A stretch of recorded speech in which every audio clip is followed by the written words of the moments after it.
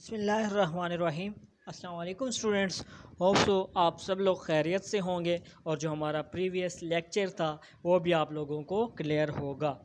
تو بڑھتے ہیں اپنے آج کے لیکچر کی طرف۔ جو آج کا ہمارا ٹاپک ہے وہ ہے سائنس کی درجہ بندی، کلاسیفیکیشن آف سائنس۔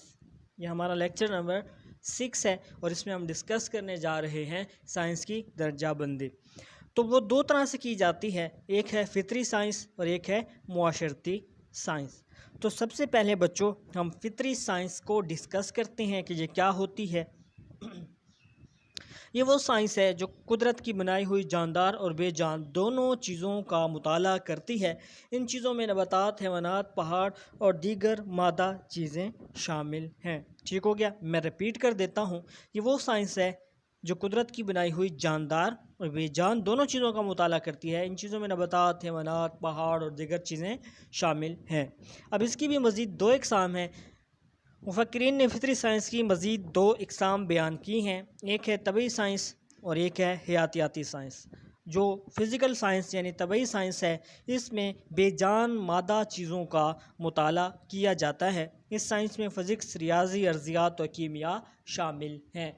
اور اس کی جو دوسری سب ٹائپ ہے وہ ہے حیاتیاتی سائنس، بایولوجیکل سائنس۔ یہ علم نباتات، حیوانات اور ہر جاندار چیز کا مطالعہ کرتا ہے۔ اس علم میں حیاتیات، نباتیات، زراعت اور حیوانی جغرافیہ شامل ہیں۔ یعنی جو طبعی سائنس تھی اس میں ہم نے بے جان چیزوں کا مطالعہ کرنا ہے، اور جو حیاتیاتی ہے اس میں ہم نے جاندار چیزوں کا مطالعہ کرنا ہے۔ ٹھیک ہو گیا۔ اس کے بعد جو ہمارے پاس دوسری مین ٹائپ ہے وہ ہے معاشرتی سائنس، سوشل سائنس ہے۔ معاشرتی سائنس کی توجہ کا مرکز انسان کی معاشرتی زندگی کے تمام پہلوؤں اور کردار کا باضابطہ مطالعہ ہے۔ ان علوم میں عمرانیات، نفسیات، معاشیات، سیاسیات، فلسفہ، تاریخ اور دیگر علوم شامل ہیں۔ ٹھیک ہو گیا۔ ابھی ہم نے کچھ دن پہلے ڈسکس بھی کیا تھا کہ یہ معاشرتی سائنس ہے، معاشرے کی سائنس ہے، کہ کیا ہمارے جو چیپٹر اس کا نام بھی یہی ہے کہ عمرانیات بطور ایک سائنس۔ تو آپ کی بک میں وہ کلیئرلی بتا رہے ہیں کہ معاشرتی سائنس بھی ہوتی ہے، یہ سائنس کی درجہ بندی ہے۔ تو اس میں یہ ساری چیزیں آ جاتی ہیں، عمرانیات ہو گئی، نفسیات، معاشیات، سیاسیات، فلسفہ، تاریخ اور دیگر۔ ٹھیک ہو گیا بچوں۔ اب ہمارے پاس ایک ٹاپک ہے عمرانیات بطور ایک سائنسی علم کے، کہ کیا ہم اس کو سائنسی علم کہہ سکتے ہیں یا نہیں۔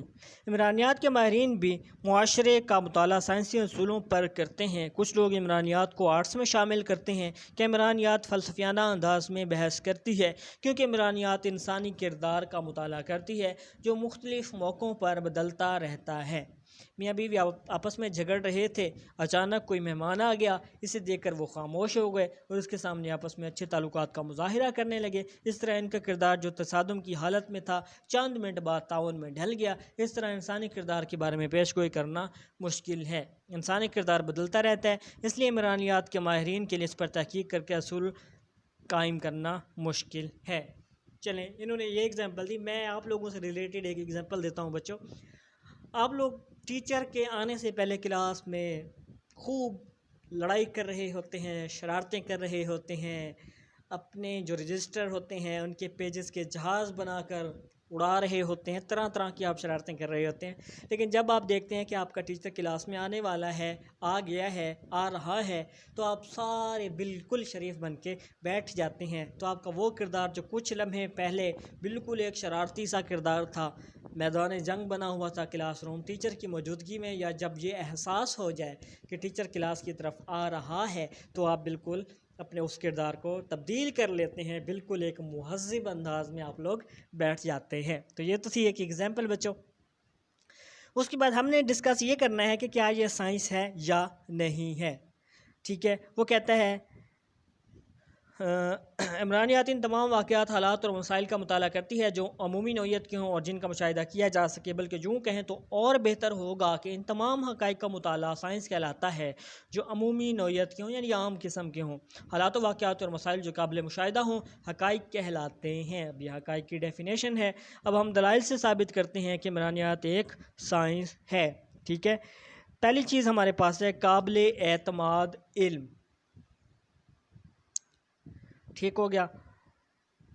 وہ کہتے ہیں وہ علم قابل اعتماد ہے جو بار بار نہ بدلتا ہو بلکہ صرف ان حالات میں بدلے جب نئے حالات اور واقعات پیش آئیں۔ عمرانیات کے علم میں یہ خوبیاں موجود ہیں کہ بار بار انسان کے خیالات تو بدلتے ہیں، انسانی علم نہیں بدلتا، لیکن جب نئے حقائق سامنے آ جائیں تو ان کے مطابق اس علم میں تبدیلی آ جاتی ہے۔ اس طرح یہ علم مستحکم بھی ہے اور دیگر علوم کی طرح اس میں لچک بھی ہے۔ ٹھیک ہو گیا۔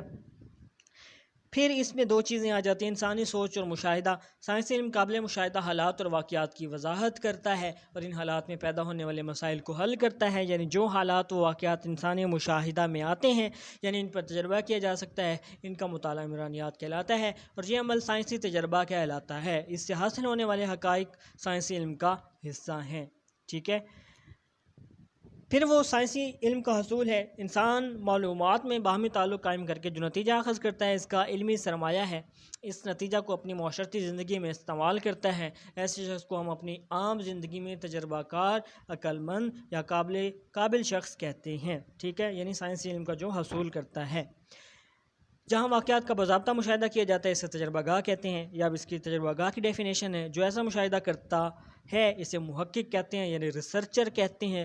جو معلومات ایسے مشاہدہ سے حاصل ہوتی ہیں انہیں حقائق کہتے ہیں، اور جن سے نظریات، اصول و قوانین بنتے ہیں وہ سائنسی علم کہلاتا ہے۔ تو ہم کہہ سکتے ہیں کہ یہ عمرانیات جو ہے ایک سائنس ہے۔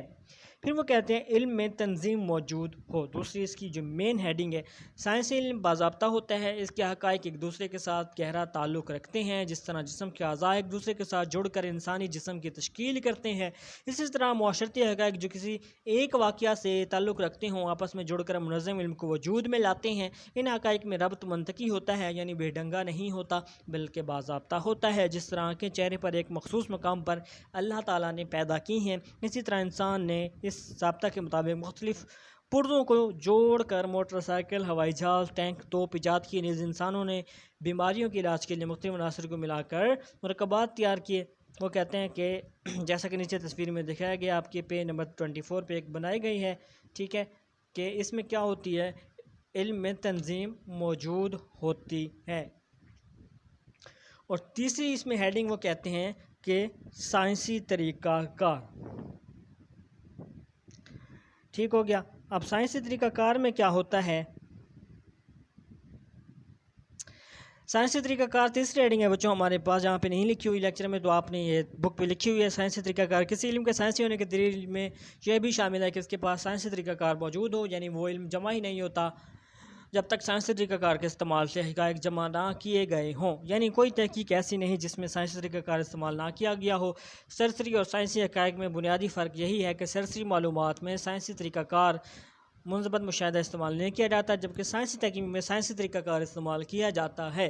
عمرانیات کی تحقیق سائنسی طریقہ کار کے مطابق عمل میں آتی ہے۔ اس طریقہ کار کو استعمال دنیا کے تمام سائنسی علوم میں ہوتا ہے۔ یہ واحد سائنسی اصول ہے جس کے استعمال سے سائنسی حقائق اور سائنسی علم حاصل ہوتا ہے، اور اس کا مطالعہ ہم آنے والے اونچے درجات میں کریں گے۔ ٹھیک ہو گیا۔ تو ہم نے تین چیزیں پڑھی ہیں، قابل اعتماد علم ہو، یہ سائنس ہونے، عمرانیات کے سائنس ہونے کی دلیل ہے، علم میں تنظیم موجود ہو، اور تیسری ہیڈنگ پڑھی ہے کہ جو ہم علم حاصل کریں، ڈیٹا حاصل کریں، وہ سائنسی طریقہ کار کو استعمال کرتے ہوئے ہم حاصل کریں۔ تو ہم کہہ سکتے ہیں کہ عمرانیات جو ہے وہ ایک سائنس ہے، اور کون سی سائنس ہے؟ یہ سوشل سائنس ہے۔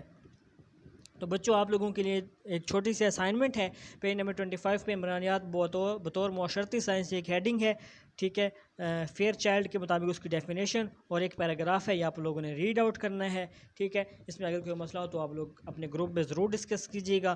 ہوپ سو آج کا لیکچر آپ لوگوں کو کلیئر ہو گیا ہوگا۔ اس میں کوئی مسئلہ ہوتا ہے تو ضرور پوچھیے گا، وہ آپ کا مسئلہ حل کر دیا جائے گا۔ تو انشاءاللہ نیکسٹ لیکچر میں ملاقات ہوگی۔